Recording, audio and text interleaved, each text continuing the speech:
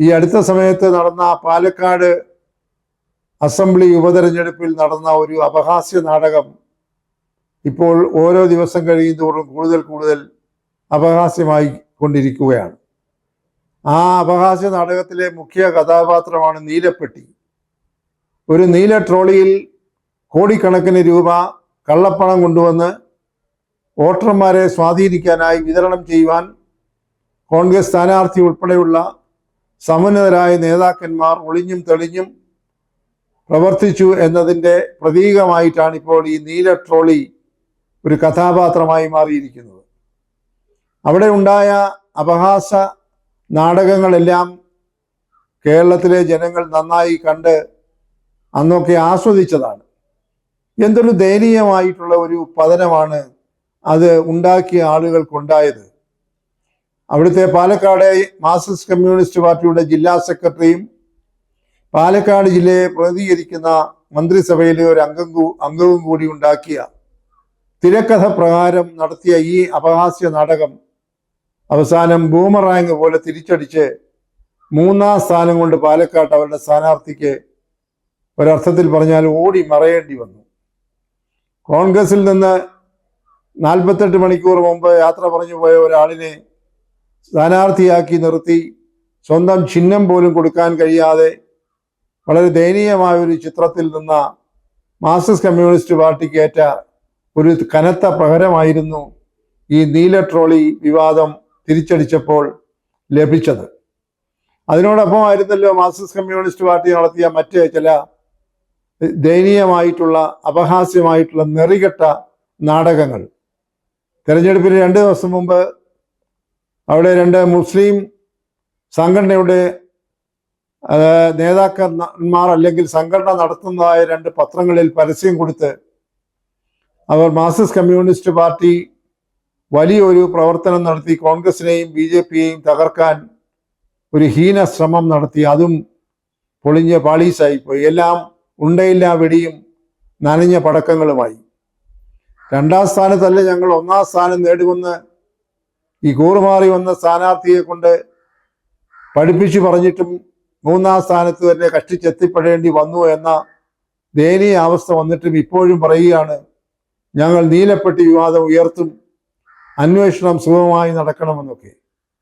ഇതിനകത്ത് ഏറ്റവും വളരെ വിചിത്രമായ സംഗതി, ആഭ്യന്തര വകുപ്പ് കൈകാര്യം ചെയ്യുന്ന ബഹുമാനപ്പെട്ട മുഖ്യമന്ത്രിയുടെ കീഴിലുള്ള പോലീസ് ഉദ്യോഗസ്ഥന്മാർ തന്നെ അവിടെ അന്വേഷണം നടത്തിയിട്ട് ഞങ്ങൾ ഒന്നും കണ്ടെത്തിയില്ല എന്ന് ഏതാണ്ട് മാപ്പ് പറയുന്ന രീതിയിൽ വനിതാ കോൺഗ്രസ് നേതാക്കൾക്ക് എഴുതി കൊടുത്ത് അവരുടെ മുറി പരിശോധന കഴിഞ്ഞ് പുറത്തേക്ക് വരേണ്ടി വന്നു. എന്തൊരു ദയനീയമാണ്, എന്തൊരു കഷ്ടമാണ് ഈ പാവപ്പെട്ട ഉദ്യോഗസ്ഥന്മാരെ ഈ തരത്തിൽ വേഷം കെട്ടിച്ച് അപഹാസ്യരാക്കുന്നത്.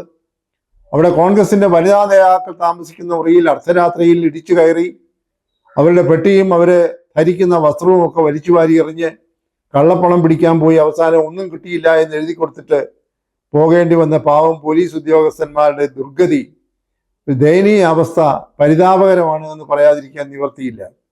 ഇപ്പോഴും മാർക്സിസ്റ്റ് കമ്മ്യൂണിസ്റ്റ് പാർട്ടിയുടെ പാലക്കാട് ജില്ലാ സെക്രട്ടറി പറയുന്നത് അത് അന്വേഷണം ഒന്നും പൂർത്തിയായിട്ടില്ല, ഇനിയും അന്വേഷിക്കണം, കള്ളപ്പണം തീർച്ചയായിട്ടും ഉണ്ട്.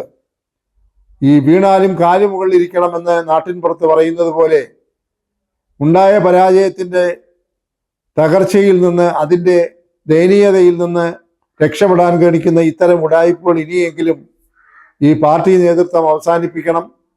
അല്ലെങ്കിൽ ഇപ്പോൾ തന്നെ വികൃതമായിരിക്കുന്ന ഈ പാലക്കാട് ജില്ലാ കമ്മിറ്റിയുടെ മുഖവും മാർക്സിസ്റ്റ് കമ്മ്യൂണിസ്റ്റ് പാർട്ടിയുടെ മുഖവും കൂടുതൽ വികൃതവും ദുർഗന്ധപൂരിതവും മലീമസവുമാകുമെന്ന കാര്യത്തിൽ യാതൊരു തർക്കവുമില്ല. ഈ പറഞ്ഞാലും കണ്ടാലും കൊണ്ടാലും പഠിക്കാത്ത ഒരവസ്ഥയിലേക്ക് മാർക്സിസ്റ്റ് കമ്മ്യൂണിസ്റ്റ് പാർട്ടി വീണുപോയിക്കൊണ്ടിരിക്കുന്നു. നമ്മളൊക്കെ ഇപ്പോൾ മാധ്യമങ്ങൾ കാണുന്നത് മാർക്സിസ്റ്റ് കമ്മ്യൂണിസ്റ്റ് പാർട്ടിയുടെ മുൻനിര നേതാക്കന്മാർ പോലും പാർട്ടിയിൽ നിന്ന് രാജിവെച്ച് BJP ഉൾപ്പെടെയുള്ള പാർട്ടികളിലേക്ക് പോവുകയാണ്. അതിശക്തമായ വിമർശനം ഇപ്പോഴത്തെ ഭരണ നേതൃത്വത്തിനെതിരായി പാർട്ടി സമ്മേളനങ്ങളിൽ ഉയർന്നു വന്നുകൊണ്ടിരിക്കുകയാണ്.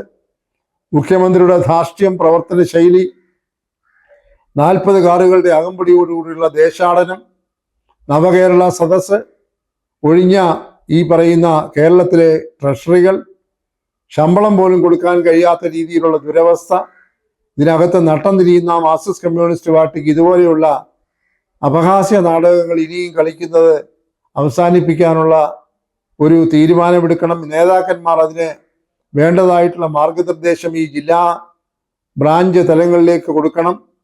ഇങ്ങനെ സ്വയംകൃത അനർത്ഥം വരുത്തി വെച്ച് വികൃതമായ പാർട്ടിയുടെ മുഖം ഇനി കൂടുതൽ വികൃതമാക്കാതിരിക്കാൻ കൂടുതൽ ജാഗ്രത കാട്ടണം. അതിനുള്ള വിവേകം ഉണ്ടാകണം. ഇപ്പോൾ നേതാക്കന്മാർ തന്നെ ഓരോ തരത്തിലുള്ള അപഹാസ്യമായിട്ടുള്ള ഈ നാടകങ്ങളിലെ കഥാപാത്രങ്ങളായി മാറിയിരിക്കുന്നു. സ്വന്തം ആത്മകഥ മറ്റാത്മാക്കളാണ് എഴുതിയെന്ന് പറഞ്ഞ് ഒരു നേതാവിനെ ഇപ്പോൾ ഈ പത്രസമ്മേളനവും വാർത്താ സമ്മേളനവും ഒക്കെ നിരന്തരമായി നടത്തേണ്ടി വരുന്നു. അതുപോലെ തന്നെ പിൻവാതിൽ നിയമനങ്ങൾ നടത്തിയതിൻ്റെ പേരിൽ രാജിവെക്കുന്നു. ഭരണഘടന കുന്തവും കുടച്ചക്രവുമാണെന്ന പേരിൽ ക്രിമിനൽ കേസിൽ പ്രതിയായി നിൽക്കുന്ന മന്ത്രി, അതുപോലെ തന്നെ ഘടകകക്ഷിയിലെ ഒരു MLA തൊണ്ടി മുതൽ അവിഹിതമായി കോടതിയിൽ നിന്ന് കടത്തിക്കൊണ്ടുപോയി വെട്ടിച്ചുരുക്കി ക്രിമിനൽ കേസിൽ പ്രതിയായി നിൽക്കുന്നു.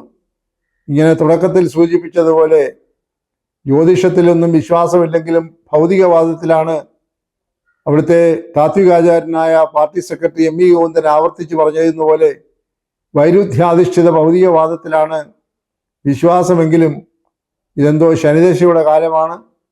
പരിശോധിച്ച് എന്തെങ്കിലും പരിഹാരക്രിയകൾ ചെയ്യുന്നില്ല എങ്കിൽ CPMന്റെ മുന്നോട്ടുള്ള പോക്ക് വളരെ ദയനീയമായിരിക്കും എന്ന് തന്നെ പറയേണ്ടിയിരിക്കുന്നു. പാർട്ടിയുടെ ഈ പ്രവർത്തനങ്ങൾ താഴെ തട്ടിൽ നിന്ന് മുതൽ തന്നെ തിരുത്തപ്പെടേണ്ടതായിട്ടുണ്ട്. ശക്തമായി നേരിടേണ്ടി വരുന്നതായിട്ടുള്ള വിമർശനങ്ങളെ സൃഷ്ടിപരമായി നേരിടാനുള്ള ഒരു കരുത്ത് ആർജിക്കേണ്ടതായിട്ടുണ്ട്. ഇടതുപക്ഷ ജനാധിപത്യ മുന്നണിയിലെ ഘടകകക്ഷികൾ പോലും ചില വൈതരണികളിലൂടെ കടന്നു പോവുകയാണ്. ജനതാദൾ എസിന്റെ ഭാവി, അതുപോലെ തന്നെ NCPയുടെ ഭാവിയൊക്കെ അനിശ്ചിതത്തിലാണ്. ഒറ്റയാൾ പാർട്ടികളുടെ സ്ഥിതിയും അത്ര ഭദ്രമല്ല. മാണി ഗ്രൂപ്പ്, കേരള കോൺഗ്രസ് ഏതവസ്ഥയിലേക്ക് പോകുമെന്നുള്ളതൊക്കെ ഇനിയും കാണേണ്ടിയിരിക്കുന്നു. ഏതാണ്ട് അടുത്ത വർഷം അവസാനമാകുമ്പോഴേക്ക് തദ്ദേശ സ്വയംഭരണ സ്ഥാപനങ്ങളിലേക്കുള്ള തെരഞ്ഞെടുപ്പ് വരും. അതൊരു നിർണായകമായിട്ടുള്ള ഒരു ഘട്ടമാണ്. അത് കഴിഞ്ഞ് 3, 4, 5 മാസങ്ങൾ കഴിയുമ്പോഴേക്കും ഈ മന്ത്രിസഭയുടെ കാലാവധി പൂർത്തിയാകും. 2026 ഏപ്രിൽ മാസത്തോടുകൂടി പുതിയ നിയമസഭാ തെരഞ്ഞെടുപ്പ് നടക്കാനുള്ള സാധ്യതയുണ്ട്. ഇതെല്ലാം കൂടെ പരിഗണിക്കുമ്പോൾ ഇടതുപക്ഷ ജനാധിപത്യ മുന്നണി ചെന്നുപെട്ടിരിക്കുന്നതായിട്ടുള്ള ഈ ഏടാകുളത്തിൽ നിന്ന് രക്ഷപ്പെടുക എന്ന് പറയുന്നത് അത്ര എളുപ്പമല്ല. മാർക്സിസ്റ്റ് കമ്മ്യൂണിസ്റ്റ് പാർട്ടിക്കുണ്ടായ ഓരോ തരത്തിലും ഓരോ ഘട്ടത്തിലും ബഹുമാനപ്പെട്ട കോടതികളിൽ നിന്ന് ലഭിക്കുന്ന തിരിച്ചടികൾ, അതുപോലെ ചട്ടലംഘനത്തിൻ്റെ ഫലമായി ഉണ്ടാകുന്ന തിരിച്ചടികൾ, പിൻവാതിൽ നിയമനങ്ങൾ, ഉന്നത വിദ്യാഭ്യാസ രംഗത്ത് സർവകലാശാലകളിൽ നാഥനില്ലാത്ത അവസ്ഥ, അങ്ങനെ ആകെ കൂടി കുഴഞ്ഞു മറിഞ്ഞ ഒരു അന്തരീക്ഷമാണ് ഇപ്പോൾ കേരളത്തിൽ നിലനിൽക്കുന്നത്. ഭരണത്തിൻ്റെ കെടുകാര്യസ്ഥത വളരെ പ്രകടമാണ്. രണ്ടാം മന്ത്രിസഭ മാർക്സിസ്റ്റ് കമ്മ്യൂണിസ്റ്റ് പാർട്ടിയിലെ അണികൾ പോലും പറയുന്നത് ഒരു പരാജയപ്പെട്ട മന്ത്രിസഭയാണ്. മന്ത്രിമാരുടെയൊക്കെ കാര്യക്ഷമതയില്ലായ്മയും ഏകോപനമില്ലായ്മയും കൂടുതൽ പ്രതിസന്ധികൾ ഉണ്ടാക്കിയിട്ടുണ്ട്. ഇപ്പോൾ ഇതാ വീണ്ടും വൈദ്യുതി ചാർജ് വർദ്ധിപ്പിക്കാൻ പോകുന്നു. അവശ്യ വസ്തുക്കളുടെ വിലക്കയറ്റം, ലഭ്യതയില്ലായ്മ, അങ്ങനെ നിരവധി പ്രശ്നങ്ങളുണ്ട്. വയനാട്ടിലെ അധിവാസ സംബന്ധമായ പ്രവർത്തനങ്ങളുടെ പരാജയം, ഇങ്ങനെ നിരവധി പ്രശ്നങ്ങളിൽ വട്ടം കറങ്ങുന്നതായിട്ടുള്ള ഈ ഇടതുപക്ഷ ജനാധിപത്യ മുന്നണി മന്ത്രിസഭ ഇനിയുമുള്ള ഒരു വർഷക്കാലം എങ്ങനെ തികയ്ക്കുമെന്ന് കണ്ടറിയേണ്ടിയിരിക്കുന്നു. ഖജനാവിൽ പണമില്ല, നികുതി പിരിക്കുന്ന സംവിധാനം വേണ്ടത്ര രീതിയിൽ കാര്യക്ഷമമല്ല, നികുതി വെട്ടിപ്പുകാർ, അതുപോലെ തന്നെ ക്രമസമാധാന നില തകരാറിലായിരിക്കുന്നു, വിദ്യാഭ്യാസ മേഖല തകർന്നിരിക്കുന്നു, വ്യാവസായിക മേഖലയും വലിയ കാര്യമായ പുരോഗതി ഉണ്ടാക്കുന്നില്ല, അഭ്യസ്ത വിദ്യരുടെ ഇടയിലെ തൊഴിലില്ലായ്മയും ഓരോ ദിവസവും വർദ്ധിച്ചുകൊണ്ടിരിക്കുകയാണ്. അങ്ങനെ ആകെ കൂടി ഒരു അസ്വസ്ഥമായ സാമൂഹ്യ രാഷ്ട്രീയ അന്തരീക്ഷമാണ് കേരളത്തിൽ ഇപ്പോൾ നിലനിൽക്കുന്നതെന്ന് പറയാതിരിക്കുക വയ്യ.